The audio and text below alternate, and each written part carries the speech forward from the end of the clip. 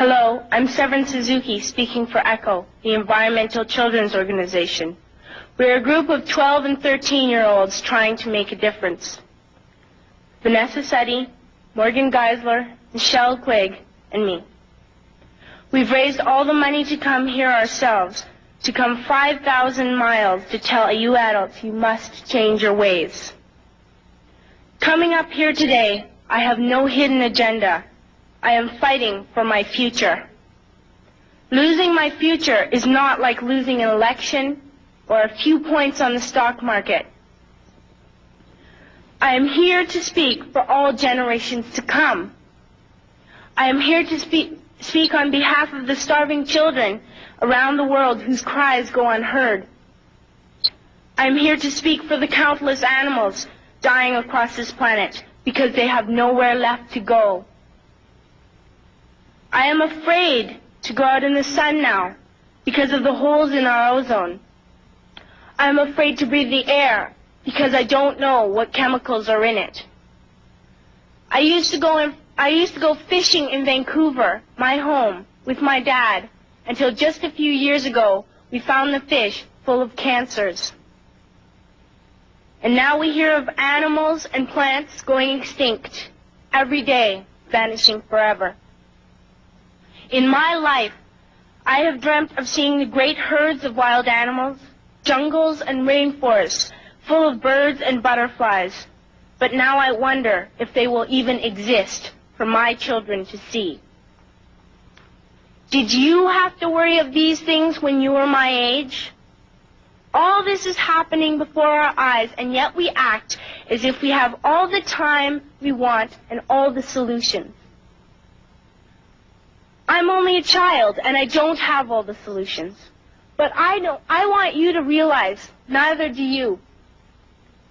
You don't know how to fix the holes in our ozone layer. You don't know how to bring the salmon back up a dead stream. You don't know how to bring back an animal now extinct. And you can't bring back the forest that once grew where there is now a desert. If you don't know how to fix it, please stop breaking it. Here, you may be delegates of your government, business people, organizers, reporters, or politicians, but really, your mothers and fathers, sisters and brothers, aunts and uncles, and all of you are someone's child. I'm only a child, yet I know we are all part of a family, 5 billion strong. In fact, 30 million species strong. And borders and governments will never change that. I'm only a child, yet I know we are all in this together and should act as one single world towards one single goal. In my anger, I am not blind, and in my fear, I am not afraid of telling the world how I feel.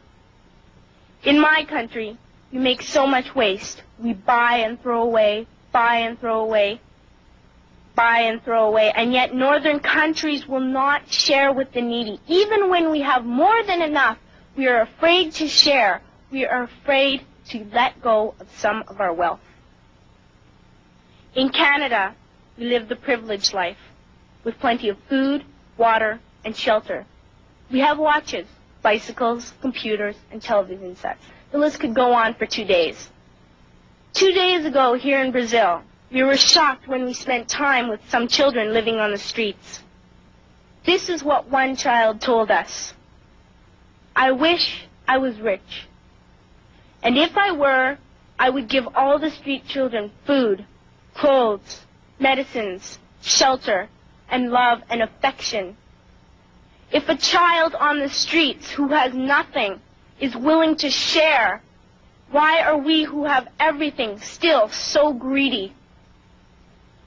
I can't stop thinking that these are children my own age, that it makes a tremendous difference where you are born.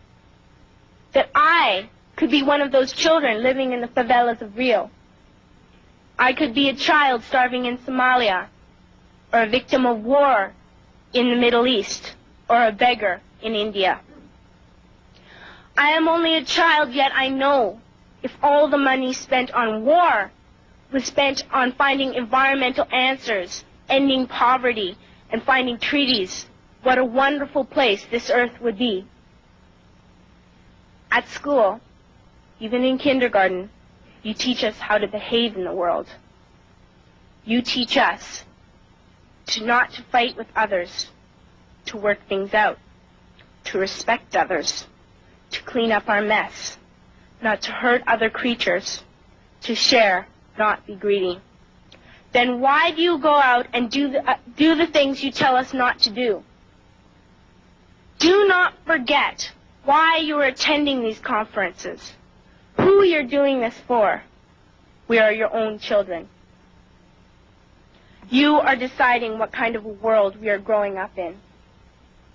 Parents should be able to comfort their children by saying, everything's going to be all right.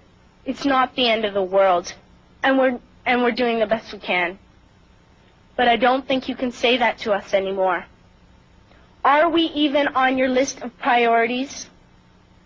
My dad always says, you are what you do, not what you say. Well, what you do makes me cry at night.